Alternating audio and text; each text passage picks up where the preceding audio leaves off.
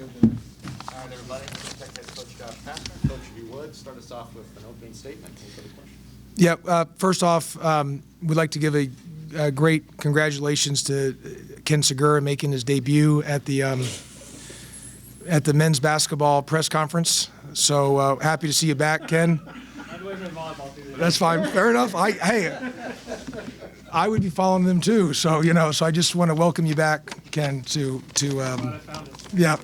There you go. Couple things. One, first of all, I think Northeastern, Coach Cohen's an excellent coach. They're an excellent program. So that's a good win for us because they're a well-schooled basketball team, and we needed to play the right way to have a chance to get the W. A lot of positives. I just, since Fort Myers, where I just didn't feel we played the right way. Since then, even in the loss against Iowa, for the most part, offensively, we're playing the right way, taking care of the ball. I thought today we were much better at getting hits. Defensively, we're not a big team, but we're fast and we're quick. But our survival defensively, once we get a stop, is we've got to limit them to one shot, and the only way to do that is, as I like to use the word, rotational rebounding. Hit first mentality, have a physicality about yourself, and that really comes a lot from the perimeter players. So we need that in order for us to be successful. And defensively, we got 7 3-stops in a row today, held them to 35% from the field, 20% from three. So a lot of positives there. Jalen Moore continues to get better and better. You can see his progression. Same thing with Davon. You can see how much he's improved, which, I think we've done as well as anybody in the country at getting guys better. And it was good to see Rodney had a really good, solid game today.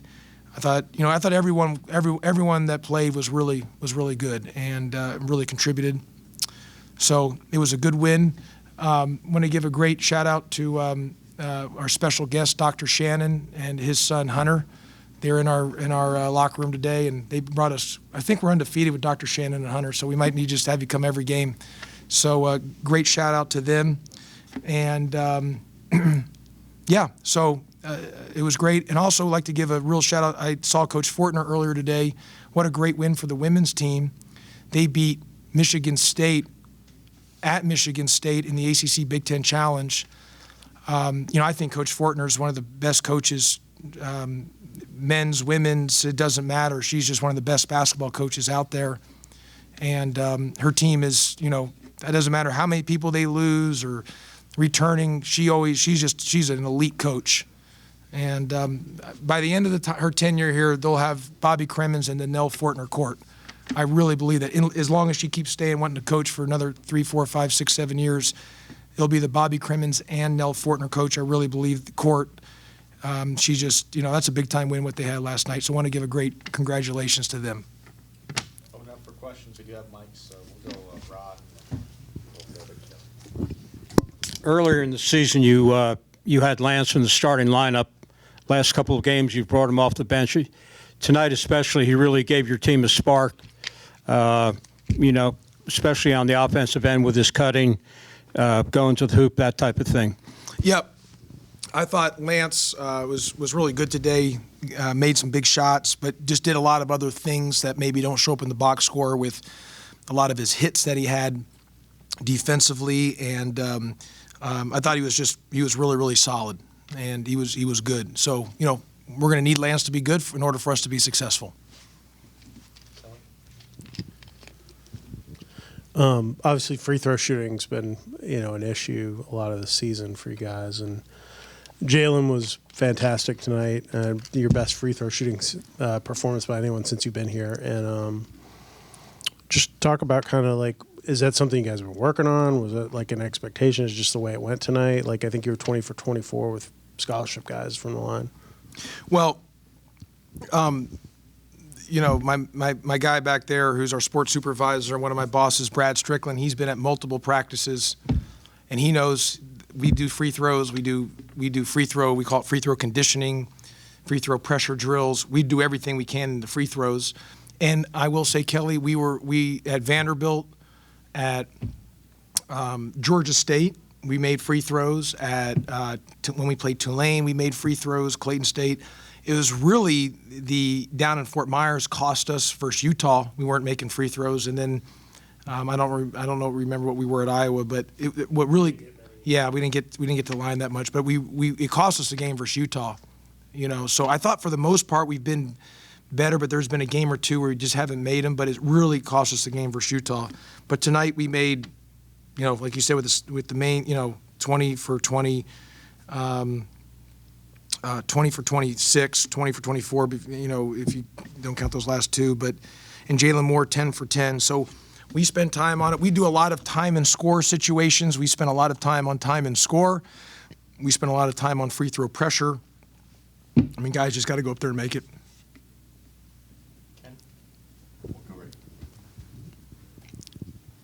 I think the first 19 rebounds on their end, their offensive end, they got 8. But I think you guys did much better after that. Was there something that happened, or did you challenge them, or what? Yeah, Ken, I mean, look, our zone, if you look, we're one of the best guarding the 3 in the country, which we've always been in my time here. We've always been elite at taking out the 3. The issue is in our zone is we get spread. It's a very good zone. It's why teams have said it's sort of like the John Chaney of zones is now, is with us because of what we do. It's a very unique zone. And there's 2 issues with it.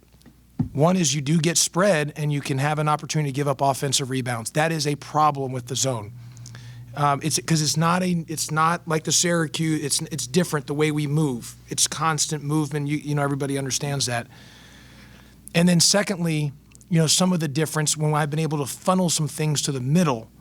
When I had Lammers, who was an elite shot blocker, James Banks, an elite shot blocker, Moses Wright, a really good shot blocker. So we haven't had that. Javon's maybe is now turning to be a solid shot blocker, but so those are some of the adjustments we've had to make. So it's so much about the guards sticking their nose in there and rebounding. And it's not just coming up with the rebounds, Ken. It's rotational rebounding. It's getting a hit. It's cracking back. We do that every single day. We emphasize it. We reinforce it. We re-emphasize it. We practice with the bubble all the time. If you get 4 offensive rebounds, 6 defensive rebounds, or 10 total in a game, you get the privilege to sign the bubble. That's a real honor to get to sign the bubble.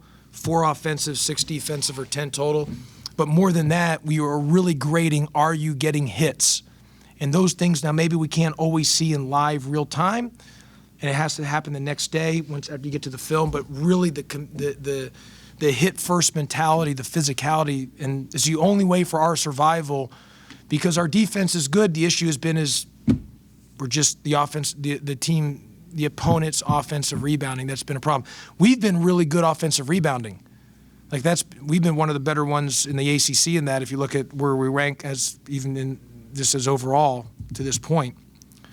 But that is something that we have to if we're not really good on the defensive glass, it's hard. It's going to be hard for us. And what happens is, just think about Iowa. They had 27 second chance points. If you just get it to 17, the scores, and just have a couple that goes our direction, and then all of a sudden, we score in transition because of our speed. The whole flow of the game's different. So our survival's got to be all about our rebounding and our hits and having a hit-first mentality. How's Davon feeling? Because we saw him get knocked down a little bit right before the half went off. How's he feeling now? Davon, Davon has improved so much. I mean, he's playing the right way. And he's one of the best guard defensive rebounders in the country, Ken, too. But Davon got stitches in his mouth, and so he'll be okay.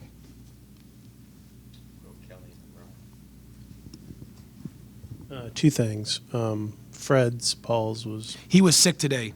Okay. Fred's was sick. And then Jalen Moore played, I think, 38-plus minutes tonight. Is he maybe going to be that guy that plays the long minutes because he's the one sort of unique piece with his physicality?